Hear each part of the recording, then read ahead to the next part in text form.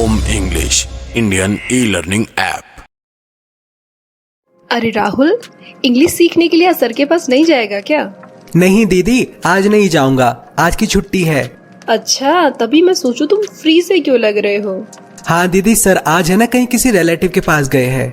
अच्छा ऐसा क्या? और सुना, कैसी चल रही है तेरी इंग्लिश की क्लासेस? बहुत अच्छी चल रही है। अच्छा, क्या क्या सिखा दिया सर ने तुमको? दीदी सर बहुत अच्छा पढ़ाते हैं, उन्होंने बहुत सारी चीजें पढ़ा दी है। तुझे याद भी है कुछ सर पढ़ा रहा है यार, तू भूले जा रहा है? नहीं दीदी, मुझे सब कुछ याद है, क्योंकि सर के पढ़ाने के बाद मैं इंग्लिश की प्रैक्टिस भी करता हूँ, जिससे सर जो मुझे पढ़ाते हैं वो मुझे बहुत अच्छे से याद हो जाए। ओहो मेरे डिसिप्लिन भाई। तो चल मुझे बता कि सर ने अब तक क्या क्या इंग्लिश में बोलना सिखा दिया तुमको? दीदी सर ने अब तक मुझे सबसे पहले इम्पेरेटिव सेंटेंस बनाने सिखाए, जिससे अब मैं घर में किसी भी काम को करता हूँ ना तो मैं इंग्लिश में बोलता हूँ। जैसे मैं घर आता हूँ तब बोलता हूँ ओपन द डोर मम्मी। जब मुझे पापा से पंखा चलवाना होता है तब मैं बोलता हूँ स्विच ऑन द फैन पापा, और बंद करवाना है तो स्विच ऑफ द फैन पापा।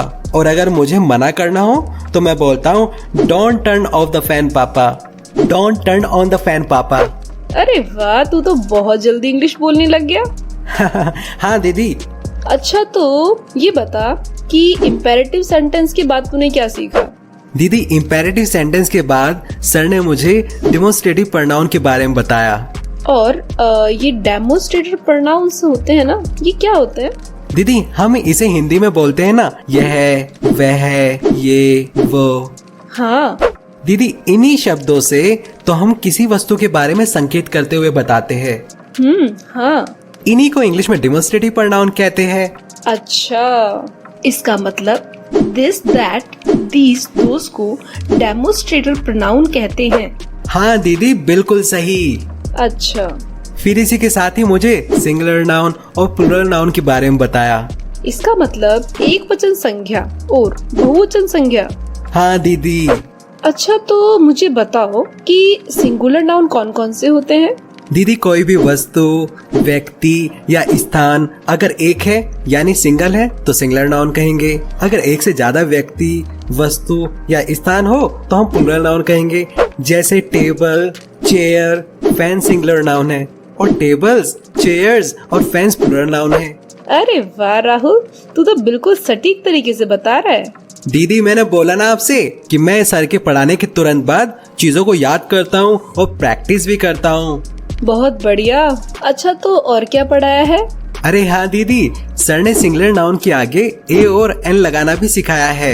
सिर्फ सिंगुलर नाउन के आगे ए और एन, प्लूरल नाउन के आगे नहीं लगते? नहीं दीदी, ए और एन का हिंदी मतलब एक होता है।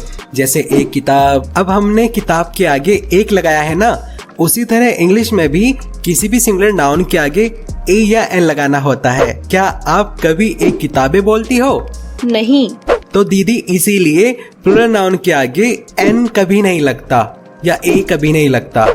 अच्छा तो तुझे कैसे पता चलेगा कि किस सिंगुलर नाउन के आगे ए लगेगा और किस सिंगुलर नाउन के आगे एन लगेगा? दीदी यही सीखने तो मैं सर के पास जाता हूँ। दीदी सर ने मुझे बताया है जो भी सिंगुलर नाउन वावल साउंड से स्टार्ट होता है उसके आगे हम एन लगाते हैं। जैसे कोई भी singular noun A, E, I, O, U की साउंड से स्टार्ट होता है तो हम एन लगाते हैं, नहीं तो बाकी के आगे ए लगाते हैं। अच्छा ऐसा क्या?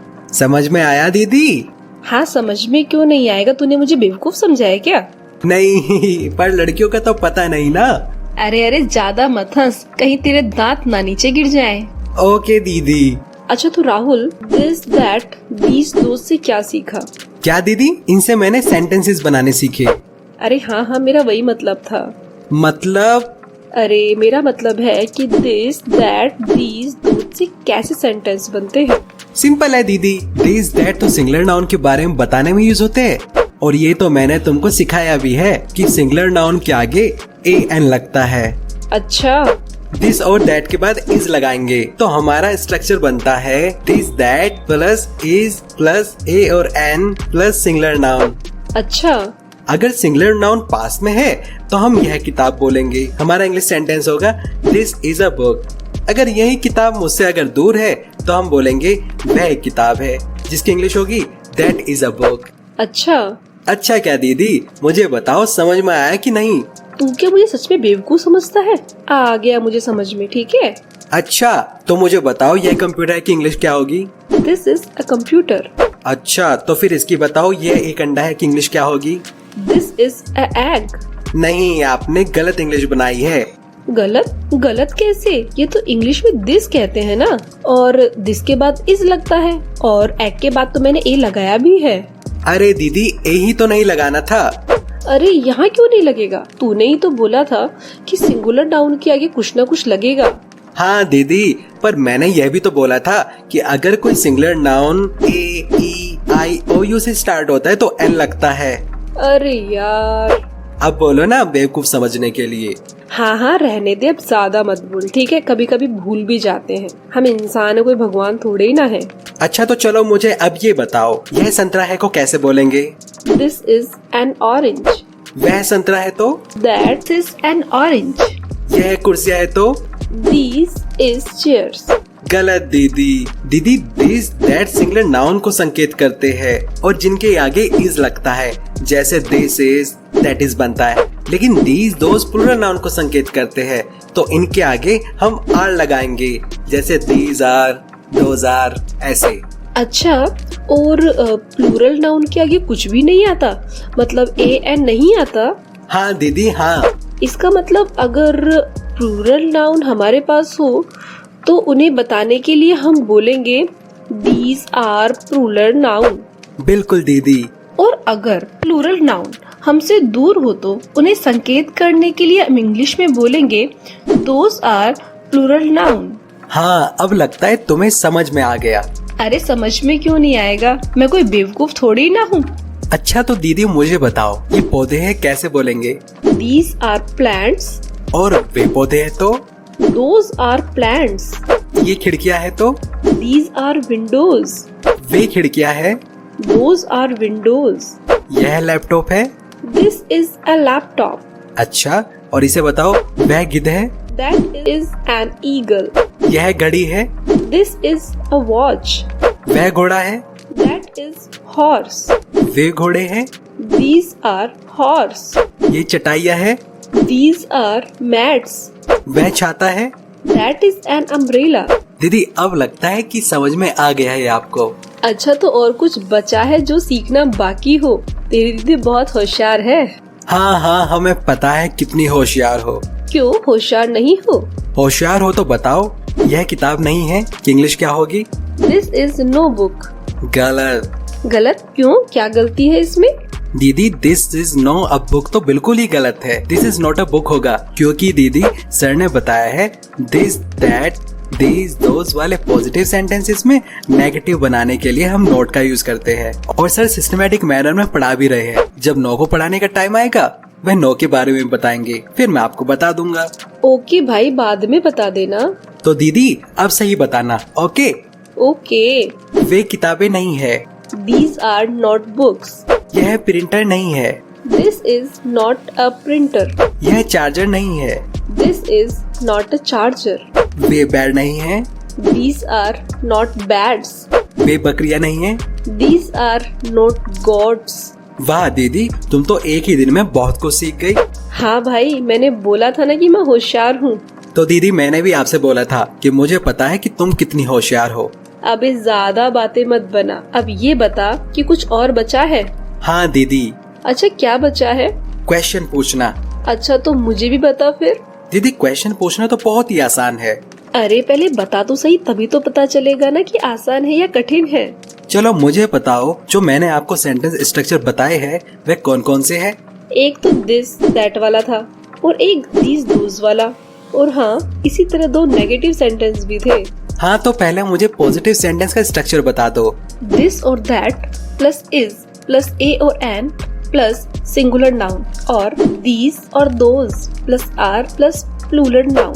बहुत खूब दीदी, तुमने तो सही बताया है, मुझे तो लग ही नहीं रहा था। अच्छा काम की बात बता कि इंटरोगेटिव कैसे बनाएंगे? दीदी आपको बस दिस और दैट से पहले इज लगाना है, और दीज और दोज वाले सेंटेंस में आर पहले लगाना है। अरे भाई समझ में नहीं आ रहा, एग्जाम्पल के जरिए समझा। क्यों, तुम तो होशियार थी ना, अब कहाँ गई तुम्हारी होशियारी? अरे भाई, अब तो काम की बात बता।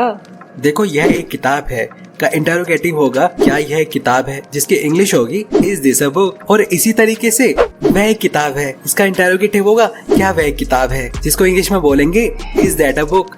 अच्छा देख, अब मैं एक स्ट्रक्चर बनाती हूँ, ठीक है। तो स्ट्रक्चर है is plus this that plus ए और एन प्लस सिंगुलर नाउन। अरे वाह दीदी, अब जरा दीज दोज वाले इंटरोगेटिव सेंटेंस का स्ट्रक्चर भी बता दो। हाँ क्यों नहीं, are plus these those plus plural noun. बिल्कुल सही दीदी। ये तो आसान था। हाँ दीदी, अब लास्ट में तुमको WS क्वेश्चन वाले स्ट्रक्चर को और बताता हूँ। ओके। देखो जब हमें पूछना हो कि यह क्या है तो इसकी इंग्लिश होगी व्हाट इज दिस। क्या होगी दीदी? What is this. अगर हमें पूछना हो वह क्या है तो इसकी इंग्लिश होगी व्हाट इज दैट। इसी तरह ये क्या है की इंग्लिश होगी व्हाट आर दीज, और वे क्या है की इंग्लिश होगी व्हाट आर दोज। समझ में आ गया। अच्छा तो अब मैं दीदी तुम्हें इमेज दिखाऊंगा और तुमसे पूछूंगा अब देखो हम दोनों कैसे इंग्लिश में बोलते हैं। ओके, ये तो बहुत अच्छा होगा कि हम आज से ही इंग्लिश बोले। ओके तो what is this? This is a keyboard. Well what is that? That is AC। What are those दीदी? Those are sheeps। Is this a dog? No, this is a donkey. Good. Is that a buffalo? No, that is cow. Is that a temple? No, this is not a temple. Are these mobiles? No, these are tables. Are these people? Yes, these are people. Are those doctors? No, those are not doctors. What are those? Those are advocates. Is this a cup? No, this is not a cup. So what is this? This is a glasses. Is this a pastry roller? No, that is not a pastry roller. So what is this? That is a pastry board. Okay. Are these trees? No, these are not trees. So what are these? These are plants. Well, are those sheep? No, those are not sheep. So what are those? Those are goats. Well done दीदी, आपने बहुत अच्छे से सभी question के जवाब दिए। अरे जवाब कैसे नहीं दूंगी, तू भूल गया कि मैं होशियार हूँ। बिल्कुल दीदी, आप होशियार हो, मिल गया आपको कॉम्प्लीमेंट, हो जाओ खुश। ओके राहुल, अब मेरे जाने का समय हो गया है और आज के लिए thank you. Welcome. Okay, bye bye. Bye.